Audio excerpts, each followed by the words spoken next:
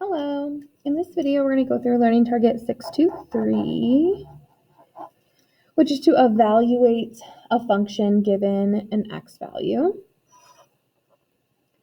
And so we want to start today by talking about what it means to actually evaluate a function.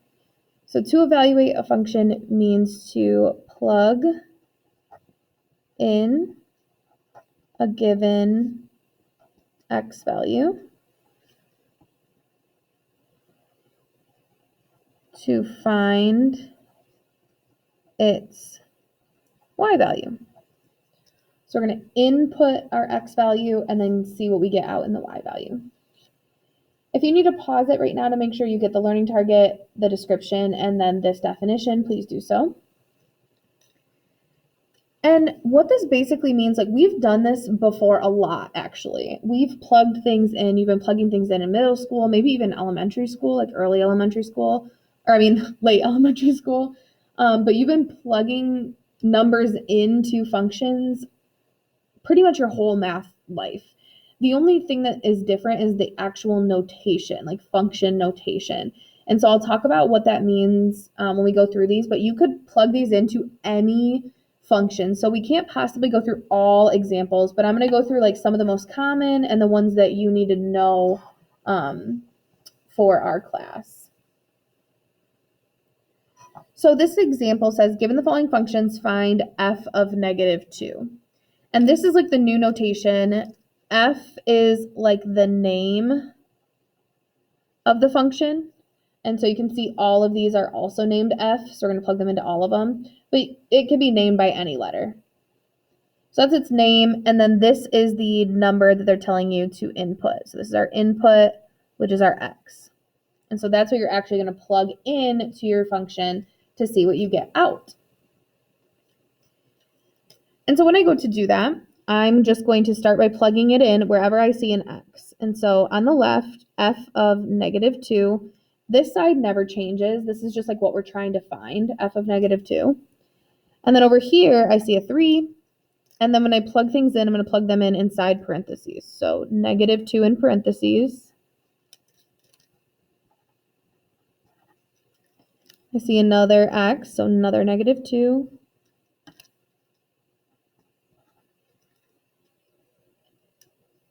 And for most functions that are just, they just have like exponents, so any of our like polynomials that we're used to seeing where they just have any sort of exponent, you can typically just plug this whole thing into the calculator all at once, which is what I'm going to do. I think that's the easiest.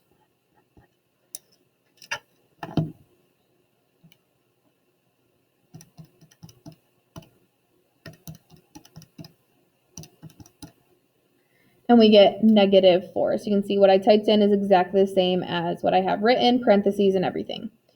So I get an answer of -4. And like I said, we've been doing this for a long time, plugging in values to different equations. This notation, though, so this is our answer, and this notation is super nice because it very clearly tells us two things. It tells us our input, which is our x value, so what I plugged in, and it gives me my answer, so our output, which is our y value. And typically when we solve, we are only looking for the answer and we never really have these connected to each other. So like this is the input and then this is the direct output. So this is why function notation is pretty nice. They're tied together in our answer. So our next one is a rational function. So it has a fraction in there. And I'm going to go ahead and plug in our -2 value.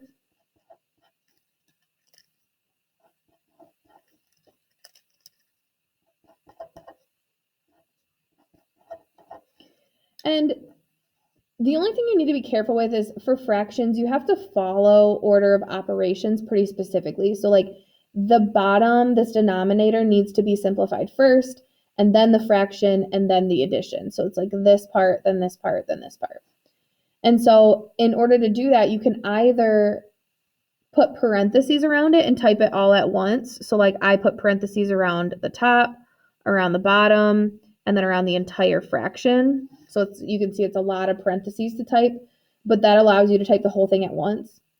Or what I personally think is easier is simplifying it in pieces. So for example, the 10 stays the same, and then on the bottom, -2 minus 18 is -20. So I simplify the denominator to -20. And then I'll simplify this fraction to -0.5. And then I can do the addition. So it's like I do the top or the bottom. In our case, it's the bottom. Then I do the fraction. Then I'll do this addition. So -0.5 plus 20 gives me 19.5.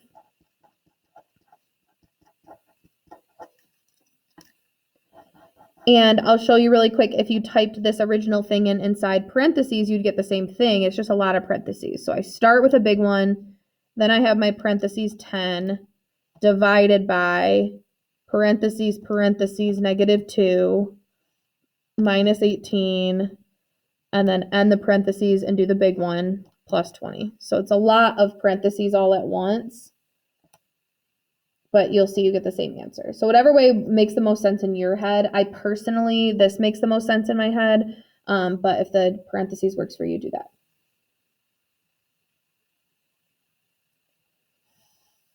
So now I'm going to show you two more, and these ones are just a little bit tricky. One is the square root function, and one is the absolute value function. So for square roots, when I plug this in,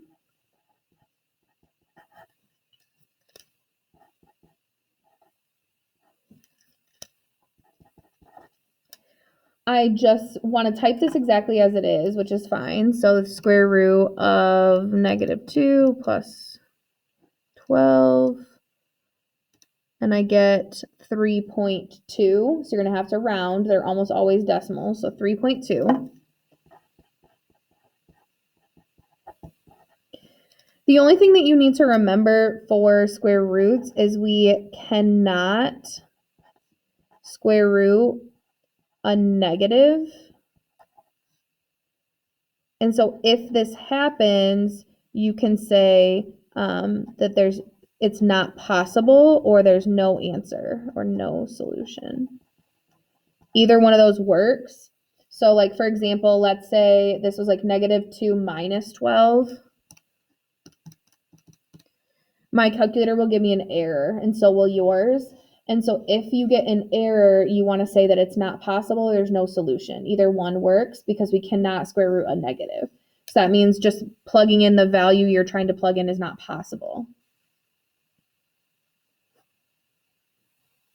Last one is the absolute value.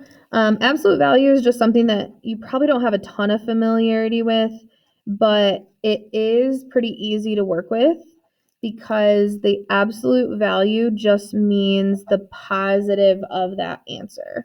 So I'm going to kind of write that down here. So absolute value forces the positive. So looking at this, we can't really type that in our calculator. We're going to want to simplify this by hand. And so you want to simplify the inside first. -2 minus 7 is -9. And absolute value forces the positive. So instead of -9, it's just going to turn it into +9. So that's what the absolute value does, is it takes any negative that's on the inside, it forces it to be a positive. It only works in that direction. So if the inside is already positive, it just keeps it positive. It does not change the sign, so it does not ever become negative. It's always going to turn it into a positive, and then we can add that to get 12.